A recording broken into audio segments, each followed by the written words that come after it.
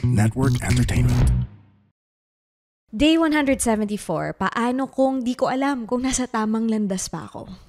Hi, I'm Joelle. I talk for a living and I'm an overthinker. Life keeps going and the questions keep coming. But I hope you find comfort in the fact na hindi ka mag-isa. Ang dami nating overthinker, no? Sa ups and downs, twists and turns ng buhay, paano kung ituloy lang natin ang paghanap ng kasagutan? Ready? Tara! This is Joelle's podcast. Paano kung? Powered by the Pod Network. Hello, overthinker. Kamusta ang puso? Kung nag-click ka dito kasi nakarelate ka sa question na to, o kung lost ka sa buhay, kina-question ang mga decisions mo sa life, well, you're probably in a better place than, not being here. Napag-usapan na rin natin ang topic na to before, pero that was like way back, day 14, where we answered, paano kung di ko alam kung anong gagawin ko sa buhay? And those were based on my personal experiences. Tapos, there's also day 159, paano kung I'm feeling lost, na kwento naman ni Steph Zubiri. So, if di nyo pa napapakinggan yun or nakalimutan nyo na, you can go listen there. But, one thing I love about this platform is the opportunity para makarinig pa ng maraming kwento. So, nakikita nyo na maraming approach sa buhay, maraming paraan, maraming ibang landas ang pwedeng tahakin. And feel ko our guest today would be perfect for this. So, he's a stand-up comedian, improv player, content creator, speaker na rin, diba? Plus a host of the Bikini Men and Kaya Pa Ba podcasts. People have grown to love the very relatable office skits, pati na rin ang mga millennial struggles and stories being part of the LGBTQIA++ community. And sobrang love ko lang yung space na na-create niya online, especially for the drag community. But before that, for a good chunk of years, mga decades, decades talaga, joke lang, decade, he was chasing a different dream.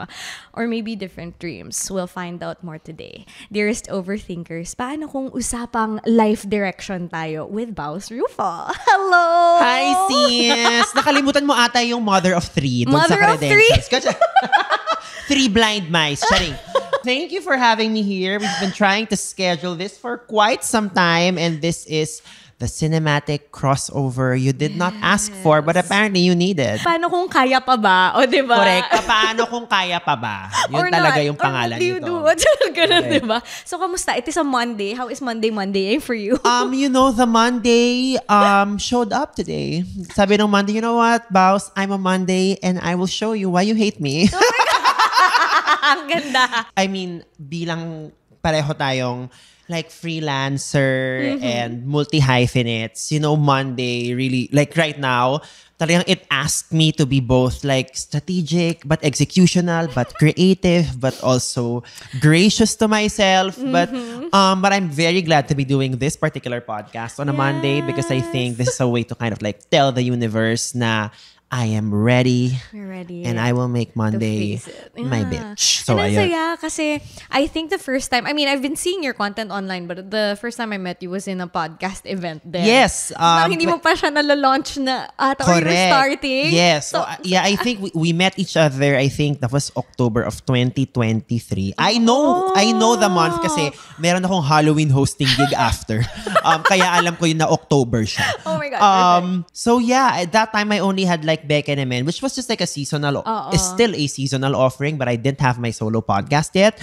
And then now we are here. The Kaya Pa Ba podcast is also somewhat of a seasonal offering, but I think my listeners know that. Important. But I have been enjoying doing my solo podcast like sobrang Latin. Sobrang enjoy. sobrang na-enjoy ko talaga siya. I love it. Yeah. So, today's episode is yung question na I've decided on for you is yung paano kung nasa tamang landas pa ba ako, diba? But before we go to the landas that you are in right now, rewind muna tayo kay Baby Baus. Okay. Yung forever question na, what did you want to be when you grow up? Ganun. Honestly, I wanted to be a pop star. No joke. As in, like, malali. Because I grew up with, like, Whitney Houston, Mariah, Motown music. And then, I just, like, wanted to be like that. And I remember there was this time na parang cable pa lang, wala pang streaming. Yeah. Like, there was, like, a 4 p.m. broadcast of, like, a Janet Jackson Velvet Rope concert sa HBO. dumating ako sa bahay from school. Siguro mga grade 3 ako nito. my gosh, okay. 3 p.m. Pero sobrang pagod ko sa school. Like, I slept all the way to like 5 or 6. And then I missed the broadcast of... And then sobrang umiyak ako. Because I think I had that reaction because like deep down, I felt like I needed to be fed that piece of like pop culture content. Because I thought I was gonna be the next... Janet Jackson. No. I mean, I thought I was like, I really wanted to be on stage. And I think later on I realized that I wanted to be on stage, which of course I think we'll get to later on. But definitely, I've always seen myself to be someone nasa isang spotlight. Okay. And I guess I was so fixated before na like, that's the particular dream I wanted. And then later on, it's something I honed pa when I got into advertising, when I produced my own events. So I think I was always drawn to the spotlight and the attention. But somehow I think the last 10, 15 years, I kind of had to earn my voice. Okay. Yeah, because parang dati I just like, I wanted to be that. But of course, I guess it's sweeter because I've kind of had to earn it now that I am here. Okay. Yeah. But diba, we have these dreams as a child. Sometimes for some, nangyayari siya. And then sometimes, for many, hindi siya nangyayari. You're like, reality, hindi nagbabayad daw sa arts or whatever and all Correct. those things. Kailan siya nabasag for you? Like, okay, wanted to be a pop star, but when do you realize na parang, hindi I pa think, pwede? so parang, okay, I guess, ano yung essence ng me wanting to be a pop star? I definitely wanted to perform. Okay. So I think, nung high school, sayaw-sayaw ako sa mga dance contest, sinayaw ko yung mga Pussycat Dolls, mga Okay. Christina Aguilera. So okay, medyo like, andun pa yung dream na yun, Yeah. na-cultivate pa natin. Then I moved on to college, I joined the theater org. So okay, parang carry pa to, Yes. pwede pa to. Like maybe some formal, like a form of a formal training. Like sa college, I was with the musical theater org. And then, when I graduated, I said na parang, okay, I'm gonna be like a starving artist. I'm going to be a professional like actor or whatever. And then of course, yung tatay ko, pagka-graduate ko, was parang, hoy, kailangan kong makakubra dyan sa ininvest ko sa tuition fee mo. Hindi pwedeng ganyan-ganyan lang, ha? Okay. So, I ended up in advertising, which was kind of like a happy middle in terms of like the creative and like just being able to tell my dad, ito na may trabaho na ako. Okay. But because I think I was in advertising, I never felt like I had to fully abandon my wanting to be creative. It just had to take a back seat. Okay. But the biological clock kept ticking na parang, when are you gonna pursue that dream, Baus? Like 3 years ka na nasa advertising o wala pa rin, 5 years ka na nasa advertising, yung pa rin ginagawa, 8 years na, mag-iisang dekada ka na dito, paano na yung pangarap mo? So I think it was more of parang, I clung onto it for dear life as long as I could until medyo life-saving decision na if I was gonna pursue it or not. And that was after 10 years or 10 or 15? Yeah, 10 years. Basically, na-timing siya sa pandemic. Parang all the stresses of, the burnout ng pandemic, not knowing like what the hell is gonna happen with the world, that kind of coincided with me having spent 10 years in advertising already, which was like, okay, so ano nang gagawin natin? Oo. So that was like, there was like that little voice in your head whispering, the performer, Yeah. na Correct. parang fight. Noong unang tahimik lang siya, tas nung pandemic na tipong, bakla, ano na? Dun siya, Ano full nang out, gagawin nag-ingay. natin? Oo, yes. Okay. So Yeah. would you say that was the first time you actually had, well, I guess you had the time to actually finally sit down and question. Because Ito I na had ba? no choice but to sit down because we could not go out, girl. That's true. Oh, yeah. So 2020 yun, I think 2017, I started taking improv classes. I think I always knew I had to get some formal training Yeah. if I wanted to do something professionally. So, tipong yung urgency naman of me wanting to pursue performing already, it was an informed, hindi naman siya yung parang makulit lang or matigas lang yung ulo ng ego ko. It was tipong, boss, you already have data na, you can do this. So, like, go make that big step already. And then I finally did. Nakakatakot siya. Yeah. I think it's still one of, the bravest things I've ever done. If I feel like I'm having a bad day, I always like go back to that. Natandaan mo, kinaya mo yung ganong time mo. So, kaya mo to Ginusto mo today. to. Oo, Right. yeah. So you said that there was like a voice in your head bugging you for like 10 years. Yeah. Kind of like, hello, this other side of you. Yeah. Why do you think it took you that long? What were those things that held you back? Of course, I think now that I have more perspective over it, I could proudly and confidently say I had to take those 10 years. Okay, right. Like, I had to get an education in terms of deadlines, talking to people. Because I think with our jobs, like, we do a lot of collaborations. Daming kausap. If I got cannonballed into this world right after graduation, like, wala pa akong skills in like hindi ko alam like how to work on a deadline, Yes. how to manage meetings and build consensus, which we do a lot. So, I think eventually it made sense na no, I really had to take those 10 years because natuto ko ng discipline of just how to churn content or creative output, because I think seeing people in advertising I think the working on deadlines thing is like very important because I don't want my creativity to just be this big ball of fire. Like I want to have agency of like kailan ako bubuga, kailan ako mabibigay sa kanila, and when I have time for myself. So I think eventually yun yung naturo sa akin ng 10 years, and I also had to build a network. That's true. Because I think the reason why I think I've been doing this for like 5 years. Medyo matagal na rin siya for like staying in this industry. Oo. It's because I also learned like how money works, who are the key decision makers in a hosting gig or in a branded post. So so parang kinailangan ko palang matutunan yun para lang mas quote unquote may staying power ako. I guess more than staying power, ang pinaka-importante is that I stay interested because I'm still very much interested in it. So there. But that's the thing, no? Sometimes kasi, parang we always find out the reason why much Way later after. on. when we're not looking for the reason why anymore, Exactly. diba? I guess when you were in that period, during the pandemic, or even the nudging factor nun, you didn't know then that you needed those 10 years. Yes. But what do you think, like, do you still remember what were those feelings? What were those things that were stopping you from going after what you wanted then? I mean, I remember those times na I think before the pandemic, like I would go to a casting call or an audition for like a musical. Pipila ako, and then like, pag malapit na yung turn ko, bigla ka magbaback out. Kasi tipong like, wag na, di ko naman kayang i-juggle to, or parang wag na, hindi naman natin deserve to. So, umabot na ako sa parang ganong negative self-talk. Okay. When I enter the room, no, give me that shot! I am worth that shot! Diba? So, parang, I also had to build confidence and know what I have to offer. Para lang when I enter a room, alam ko what I have to offer, and I don't try to be something or someone who I am not. Crucial yun. Yeah, it's super crucial. I think the Yes. 10 years kasi also told me what I didn't want, the work conditions that I did not want, the kind of projects I did not want, the clients I did not want, which I think related siya sa parang paano mo mahanap yung landas mo.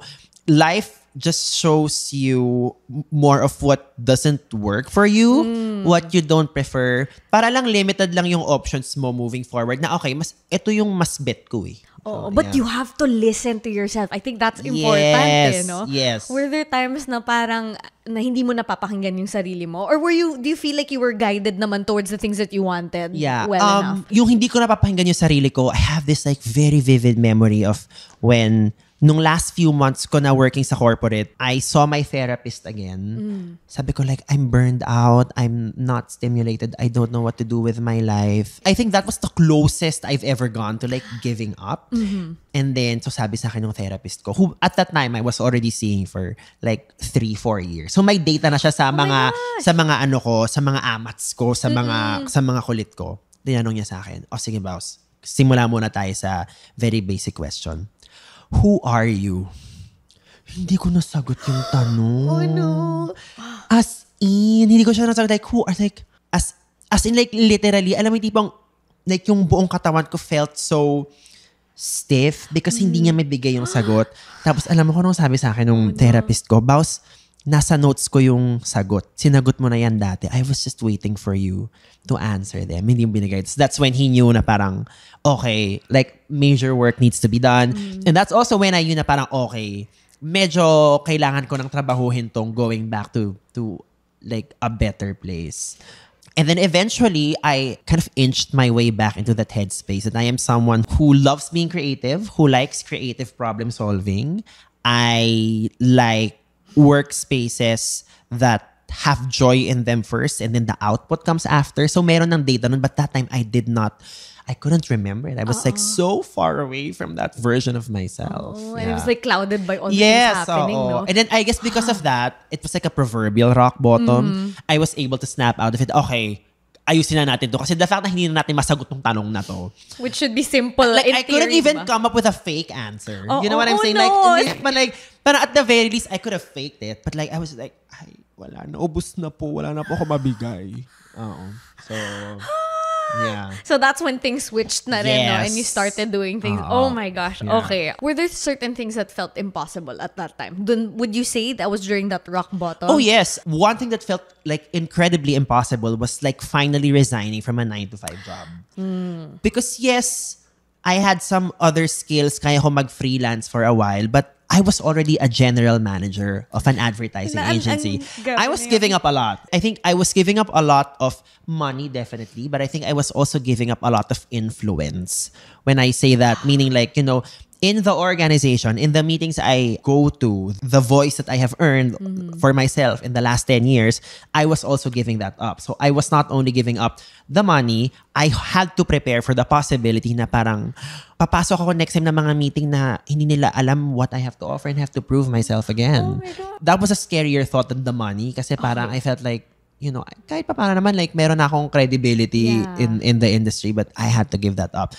So it was very, very scary to finally let go of that. But because of the strat planning experience I got from advertising, I strat planned my resignation the first 3 months of my being a freelancer. So, ginawa ko nun, bago ko mag-resign, nagtawag ako ng mga dati kong kliyente, "Oy sis, mag-freelance ako. Gusto mo ba magtrabaho ulit tayong dalawa?" So, nangolekta ako ng kliyente, and then, true enough, it was such a smooth transition na before my last days sa advertising with the 9-to-5, I was already working on projects na. Oh my God. Which is, you know, I think because yun yung smarts that I knew I had. So I had to apply that, which goes back to, you have to know yourself first. And I think before you get to know yourself, you will get lost. It's kind of a necessary thing to go through. I know. And well, the audience kasi that I have, it's usually a lot of them are in their 20s that get lost a lot. Yung mga college, we're gonna get to their questions in a bit.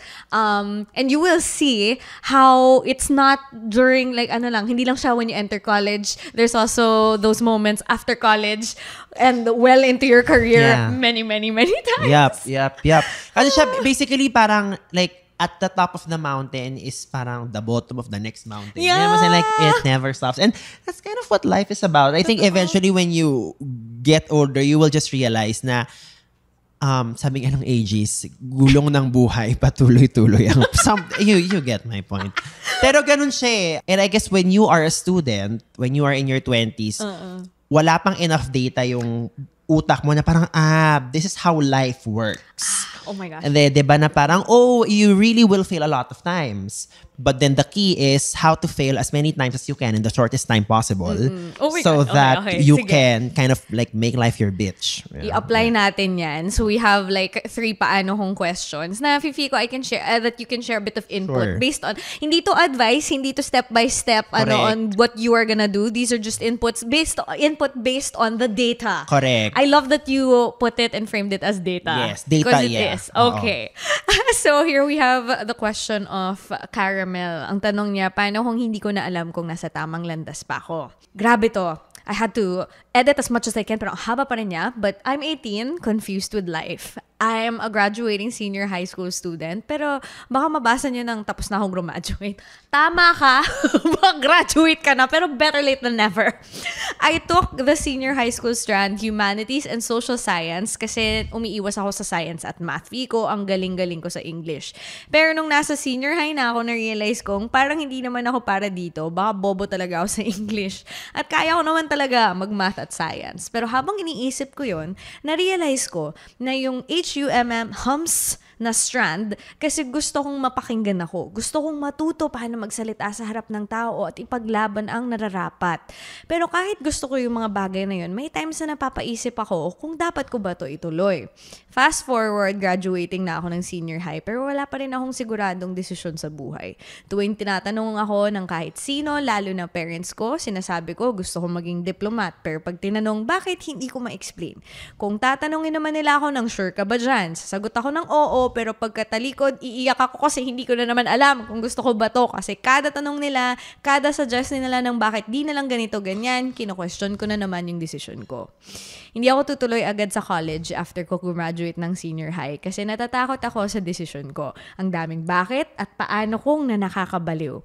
Pero feeling ko hindi pa ako ready sa college. Parang hindi sapat yung 2 months. Baka mabaliw ako lalo. sa college. Kaya ngayon, naisip ko mag-gap year, maghanap ng work, mag-apply ng student visa, mag-college abroad dahil ang pinakasigurado akong plano sa buhay ay umalis ng bansa. Sabi ng family ko, support naman sila sa kung anong gusto ko, pero hindi ko ramdam yung support na yon. Parang ang dating sa akin na di-disappoint ko sila dahil sa desisyon na to at sa bagay na gusto kong gawin muna. I'm writing to hear your thoughts on this. Ay, medyo mahirap. Overthinker siya, no? No, first of all, you 18 years old, right? Yes, but valid. Hindi ko alam yung ginagawa ko nung 18 ako. Sobrang hindi ko talaga alam. As I think in, there are more people. I'm not saying na alam ko na now, but alam mo yun, parang number one, Ang daming like pressure. breathe. Like I'm sure I'm actually feeling ko mas matindi yung pressure sa kanila ngayon. Also because of like the information they get bombarded with social media and more examples of how to succeed and also more examples of like when you are failing. But I guess number one is take a breath. Okay? Take a breath and know na I guess this is something as an elder. If you have figured it out already at 18, wow. Parang congrats. Like, go. So what I'm trying to say here is, you not knowing what to do is a normal thing to go through. Yes. So, okay lang na mawala ka or okay lang that you feel lost. But I think what is more important at this particular time in your life is you showing up for whatever the task is for the day.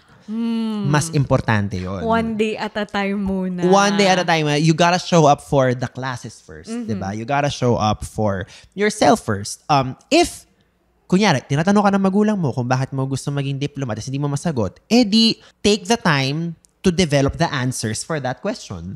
Diba? And I'm telling you, at 18, kung alam mo na yung sagot doon, wow, ang galing. Kasi feeling ko hindi ko rin alam. So parang I guess what we're trying to say here is like, more than anything, I think the main advice is kalma muna. Take it a day at a time. You will encounter more people. You will realize what you don't want and give yourself permission to change your mind. Yes, we can change our mind. Especially at 18! like, I think that's also very important. Sino yung mas gusto mo bang i-impress? Diba? Sarili mo ba or parents? Because I think from what I just heard, it's also not very clear. Yeah. And I think something tells me, medyo like, take care of yourself first before mo sagutin yung mga gusto nila. But I think more than that, rather than giving you like a motherhood statement, just show up a day at a time first. Yeah. More than anything. And taking a gap year, medyo old school ako na parang wala kaming ganong option. We didn't, yeah. And now parang it is becoming an option to find out more kung ano yung gusto mo. But also kasi in you continuing education or being in college, you could argue that you will be exposed to more data which will help you determine what you don't want. So don't think of the institution of a standard education to be something that's against you. Diba? Do not take it literally na, oh, I'm there for the classes. No, you're there to learn how to talk to people. Network, Diba? How to process information, what kind of conditions are best for you to be able to process and retain information. I don't think mahahanap mo yun sa isang gap year because medyo chill ka doon. That's true. You know what I'm saying? So, weigh it properly, but know that if you want to become a diplomat, you're gonna need a lot of people skills, diba? And arguably, you might meet more people in college than in a vacation. So, that is the advice, mama. Yeah, yun. Ang Yeah. ganda nun. Yeah. No, that's true. The people you'll meet, like I would always say that college is the best time to meet so many different people. Correct. All at the same time. Correct. And ang maganda sa college, ang for me, nakakauga at nakaka-disillusion yung college experience for me because science high school ako nung high school. Okay. So I was programmed to believe na yung academics is a particular strength of mine. True enough, pagdating mo sa college, ma-realize mo may mas matalino sa'yo, may mas masipag sa'yo, may mas maganda sa'yo, merong mas kailangan ng less effort but can do so much more than you. Gosh, yeah. But kailangan mong alamin in college kung ano yung version mo na yon. Saan ka mas magaling than most with other people. Sa college, nag-shift ka na. Was that when you shifted to the arts? Pinagsabay ko siya doon. Okay. I was a business major but I was doing a lot of theater. So, But yeah, dun mo nakita. doon ko rin nahalap na parang okay. And now I think that is like apparently like yung ginagawa ko ngayon is basically yung ginagawa ko nung college. I'm mixing both the creative and the commercial. So yeah, go to college. Well, Go to kala mo college. naman. But I also hated my time during college. So, yeah. I think it's the data collecting that you Yeah. can look at. I mean, yeah, it's overwhelming for sure. Yeah. May stress din, pero may natututunan ka rin from the stress and the deadlines and the things that you learn. And Because that's pagkatapos mo mag-college, guess what? Mas overwhelming siya. Oh, yes. Mas stressful siya. At the bills? So, yeah. Okay, I love that.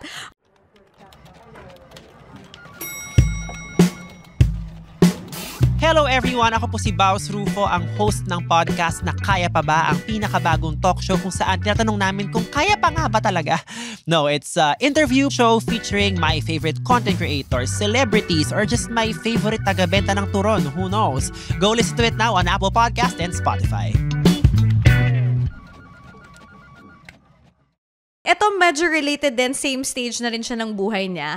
Ang tanong niya is, paano kung mataas ang pangarap ko sa buhay pero wala akong ginagawa? Graduating siya ng senior high and pretty much just surviving the years that passed. Sabi niya, I don't really know what I want. I have no sense of direction at all, but I want to feel fulfilled just before I enter college. I don't really know how to give my 100%. And even if it seems clear to give your 100% is to work hard, it doesn't satisfy me and I still feel lost. Ito mga bagets na to, medyo gusto nyo agad ng Nirvana, 18 years old pa lang, no? Wala, parang, work. No, maganda na sinabi niya na hindi pa niya nararamdaman na fulfilled siya. Because I think yung fulfillment equation, you have to figure that out for yourself first. And I think when you are in college, fulfillment looks different for when you are working na, for when you are in a relationship. So find out first ano yung equation na yun. Like for example, for me, I feel the most fulfilled and nagagamit ko lahat ng talents ko. Kapag lahat ng talents ko nagagamit ko, what does that mean? If meron akong happy balance of nakapag-record ako ng podcast, nakapag-post ako ng TikTok, nakapag-post ako ng stand-up, meron akong upcoming show, meron akong ipoproduce sa show with a drag queen, I'm writing stuff. Parang, it's a lot, but that makes me the happiest. Kasi parang feeling ko, okay, walang naiiwanan. For other people, gusto lang nila, they want to do just one thing. Yeah. Diba? So find out for yourself, ano yung itsura ng equation na yun. Kasi usually, it's a combination of being sufficiently stimulated and challenged, but also Getting something done. and getting something done. And then in those three things, you are able to find joy in them. I think that's a more timeless way to kind of look for your equation. You adjust through it, no? Kung wala kang ginagawa, then I think what that tells me is you're not challenging yourself at all. Diba? So challenge yourself. I don't know, like learn a skill. I think that's very important. To find out what works for you, what is your regimen. Like, kunyari, yung jowa ko, like, ang sobrang gusto niya kapag pag-uwi niya sa bahay, like, nasa bahay na lang siya, mag-video game na lang siya. Kasi after a long day's work, ako gusto ko, nagtatrabaho ako hanggat, like, 2 hours bago matulog. Gets. And then when I wake up, I go onto the task, like the world owes me something. Alam mo, parang I love working. But that's me. And that's different for everybody. Yeah, for other people, they just want to be able to parang separate the work part and the home part. Ako, I love, actually, lately ko lang na-realize yan. I actually really love working. I love getting to do what I'm doing. And I think a big part of that, because I spent 10 years working on somebody else's vision. Now that I'm working on mine, I just want to keep doing it for the rest of my life. Kasi dream mo na to. Yes. So, parang I'm really sorry. With the question din yan, na yung malaking, mataas na pangarap sa buhay pero wala akong ginagawa. Was that something that you kind of felt while you were in the corporate? Yes, definitely. So I think because I always had the kind of the dream of performing or being a professional creative, like at the back of my head. When I was working in advertising, I'd made sure that the projects I worked on kind of dovetailed or got me skills that will eventually that I will eventually need in the long term.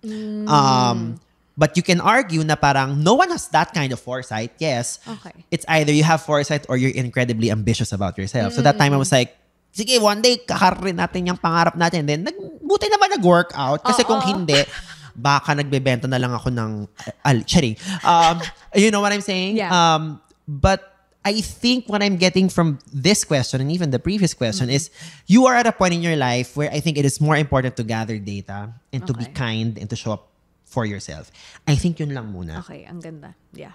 Because I was just a normal like C plus B student, but I think You're reaching your dreams now. and I'm really, really happy right now. So, while college is important, ultimately, nasa'yo when your last shot is going to happen. And also kind of trusting then that all the things you're experiencing, while it's not exactly the dream you want just yet. Correct. Parang yung ginawa ni Baus at the time, sige, tatanggapin mo na lang whatever's there. Correct. Maybe it'll show Correct. me something eventually. If you want something more concrete, one thing that will help you is if you sign up for an improv class. I always go back to this because improv taught me how to be more comfortable in the face of uncertainty and how to be kinder to myself. I love that. And that eventually, when you need to make a big decision, you have all the information in front of you to be able to decide for your best case scenario. Ang ganda nun. So, ayan. Improv is great. Oh my gosh. So we have the senior high Correct. stories. Mga bagets, sana medyo Diba? Eto na. Kung medyo lofty yung mga sinasabi ko, pasensya na. I think you did really well. Okay. Now we're at, merong nagtanong naman sa atin na ka-age natin halos. In Yan, their 30s. may back pain, may hyperacidity, maraming tote bag. Ayan, siya yan. Oh. Heto siya. Oh. Si Jay naman, paano kung hindi mo na alam kung saan ka papunta sa buhay? Hello, 36 na ako. Lately, nararamdaman ko na hindi ko alam kung anong gusto kong mangyari sa buhay ko. Hindi ko na alam kung masaya pa ako sa buhay ko. May partner ako, kaya lang nasa ibang bansa. Sinabi ko naman sa kanya itong nararamdaman ko, pero ang sabi lang niya ay magpakabisi ako. Alam mo yung feeling na parang kulang? Yung hindi ka totally masaya. Sana makarinig ako ng payo sa inyo. If you are 36, and I think for people our age, usually, ang nakikita ko is, they are longing for something spiritual. You know what I'm saying?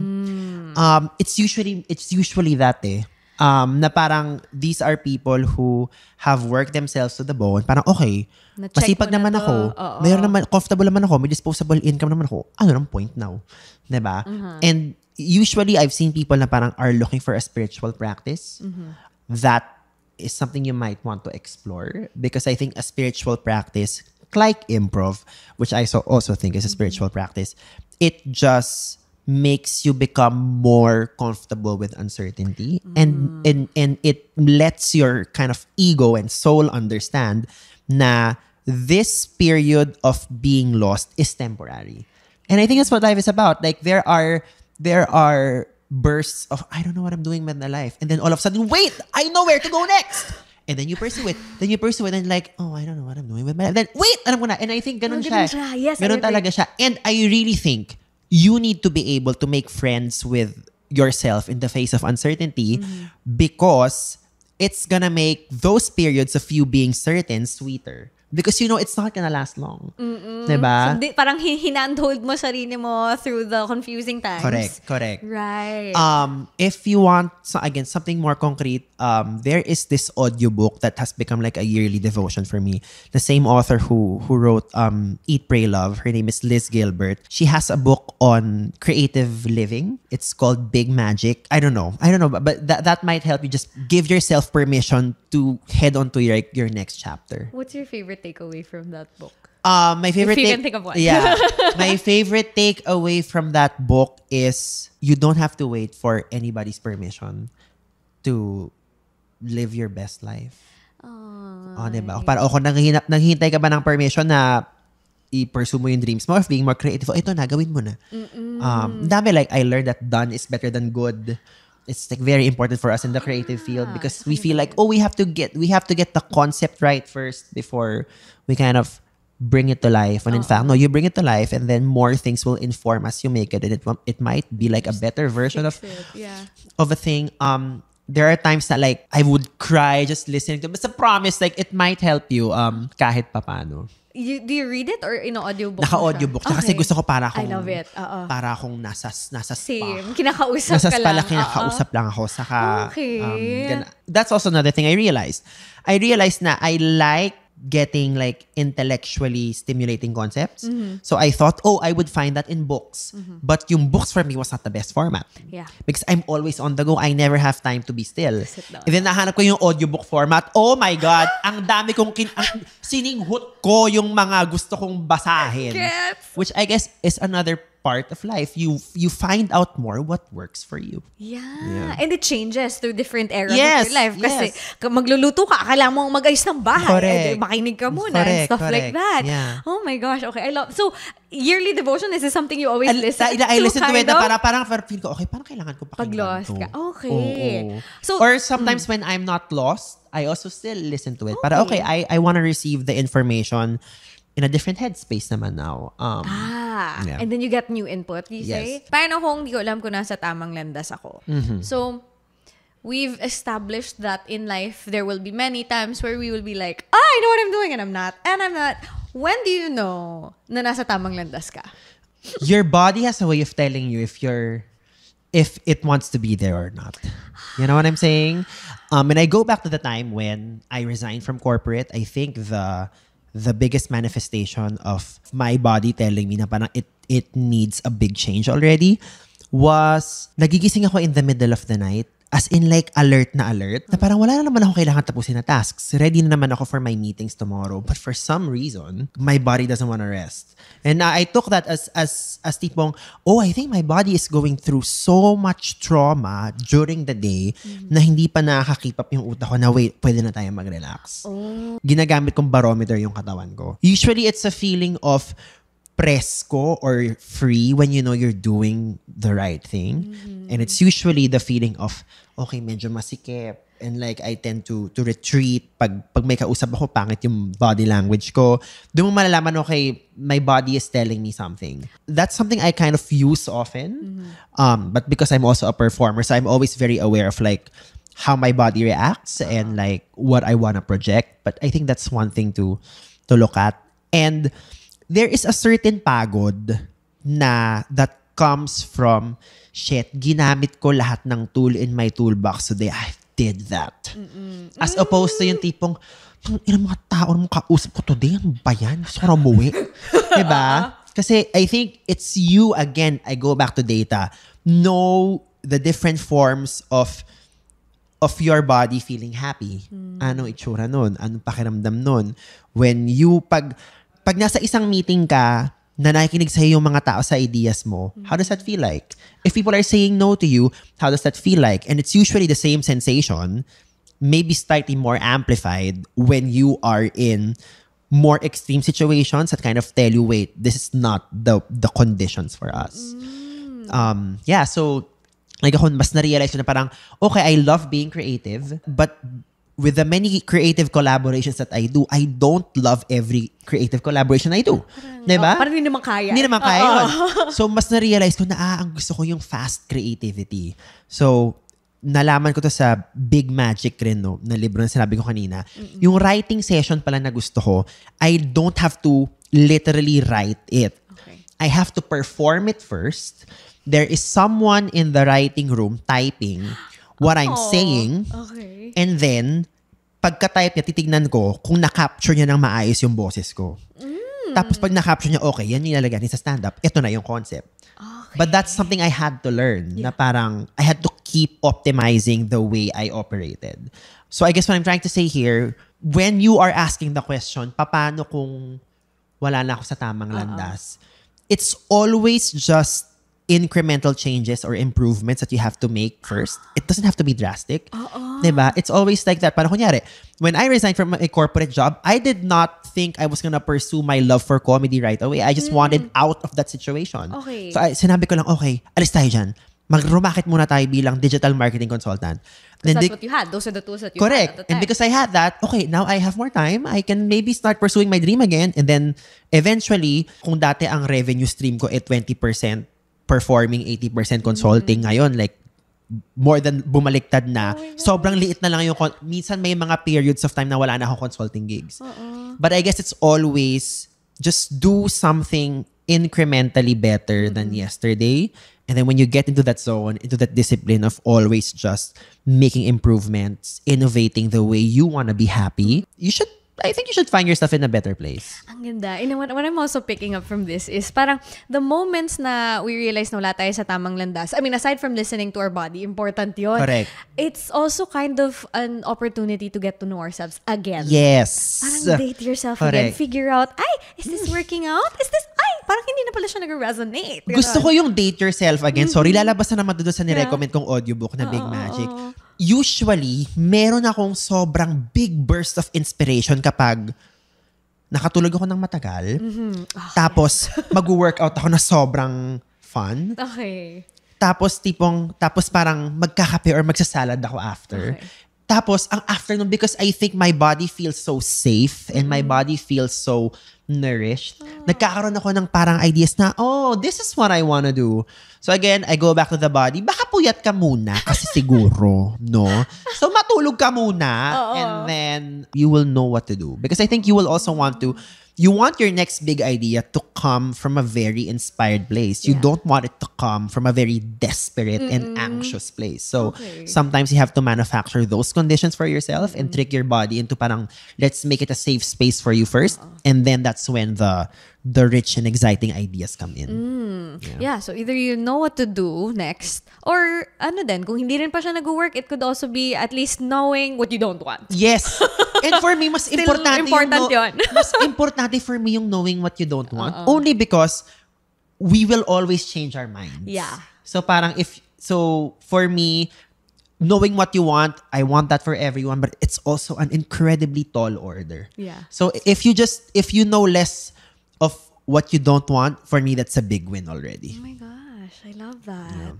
Hi, well, based on everything, on the data that you have collected, usually naman, aabot na tayo sa point, and I wish this for everyone din, na parang, you wouldn't want to change anything anymore because everything led to wherever you are right now, right? But with the things that you knew now, if you could like go back and change something to your 18-year-old self, bilang mga 18 years old yung mga nandito, what would you probably have done differently? Honestly, and this is gonna be like a very pageant answer, I wish I were kinder to myself. I really wish I was just more gracious. I held I held bigger and a more loving space for myself, because that time, because I wasn't pursuing what I wanted, the negative self-talk of just stay in your place, boss, okay ka na dyan, it was so loud already. It was paralyzing because I was so used to just not doing it for myself anymore. Yeah. Are you crying? Naluha ako. Oh. Pageant, hindi siya pageant. Naluha. Like, it's like, we forget that. We become like our own enemies. Yes. So, naluha ako dun sa be kind because that's what we're getting from this. Yeah, kasi talagang, now, it made sense. Like, you had to go through that. I love it. But because, and this is also like one of the inspirations ng content ko, but alam mo yun, parang when I picture myself, nag-overtime, 2 a.m. sa office, ako na lang yun nandun. Ang kasabay ko sa opisina yung mga daga sa mga ipis. Alam mo yung that feeling of helplessness because sa'yo nakasalala yung presentation ng 8 a.m. Oh my gosh. Pressure. Tapos tipong, putang ina, hindi ko naman vision yung ginagawa ko, tapos ako yung nagbubuhat ng bangko ng lahat. Tapos inaabuso ako, pero like in my head, I was just like, hindi, gawin mo yan, boss. Kasi like, hanggang, yan na yun eh. So I wish I were kinder to myself. And I think related to that, the things that fueled my soul, I wish I celebrated them more. My love for comedy, my love for all the kabaklaans, because those are kind of like the treasures I take with me now. It still informs the way I do comedy. So yeah, kasi I think if you're not gonna root for yourself, paano na yun? Sino pa bang gagawa Correct. So, wala nang ibang gagawa. No? I really wish I were kinder to myself. Gosh, ang ganda nun. And that's important for whatever life stage that you happen to find yourself. Correct. Whether alam mo kung yung tama yung daan o hindi. Correct. Ganda. Na okay lang kung hindi mo alam. Kasi I think, alam mo yun, parang kung ang checklist mo lang naman is, wala naman ako tinatapakan tao. Mabait naman ako. Diba? Pinapainom ka naman yung mga tao sa Tumblr ko pag nauuhaw sila. Alam niyo, parang kung mabait ka naman, parang okay na yun, no? Kasi sa dami na tao hindi mabait ngayon. Kung mabait ka, pwede na yun, no? Alam mo yun? Kasi parang, I think we take that for granted. Just like, I show up for people. Diba? I am reliable at work. I value the relationships I have. And kung wala akong ibang other strengths or talents sa pinaghuhugutan ng lakas, baka yun pwede na for today. Oh my God, ang ganda. Thank you. Beautiful. Pageant. Thank you. With you. a pageant answer. And I thank you. I Correct. love it. Yeah, so there's more of that. The kabaklaan, the office hugot, and more life realizations. Yung mga jokes mo and experiences, the skits, I'm sure they're all related to something that you've gotten from the past. Definitely. Yeah, where can our listeners find more of you? So, ako po ay mahanap nyo sa inyong suking tindahan. Charing. So I am Baus Rufo on Instagram and I am Hey It's Baus on TikTok. I do a lot of things. I do improv, I do stand-up, I do sketches. I have my solo podcast called Kaya Pa Ba? So if you want more TED Talk terms na pinakita ko today, nandun po lahat yon. And yeah, just be kind to yourself and more importantly, know na maganda ka at masarap ka. And that is enough. Yun yung minsan kailangan mo lang Correct. kapitan. Kung di man 100% maganda tayo, that's enough today. Yeah. Salamat ba sa super Thanks, siksik Joel. na chika. Thank you. I love it so much. But yeah, hanggang dito na muna tayo today. Pero tuloy pa rin ang chika everywhere. Yeah, kamusta ang buhay nyo direction-wise? Do you feel like you're on the right path or not? Nakarelate ka ba dito? Anong ginawa mo about it? Comment here or you can tag us online. I'm at Joella Well and our special guest today is at Baus Rufo. If you have more questions na related dito, let me know. But yeah, thanks so much for being here. Kwentuhan ulit tayo soon. Always remember, may kasama ka lagi sa paghanap ng mga sagot sa mga paano kung sa buhay. You are valid, you are growing, and kung biglang di ka sure sa landas na tinahak mo, buti na lang maraming landas ang nandyan. Pwede mong hanapin, pwede mong i-create. What matters is you keep taking a step and being kind to yourself as well. Remember, you always deserve the kind of life and the kind of love you want.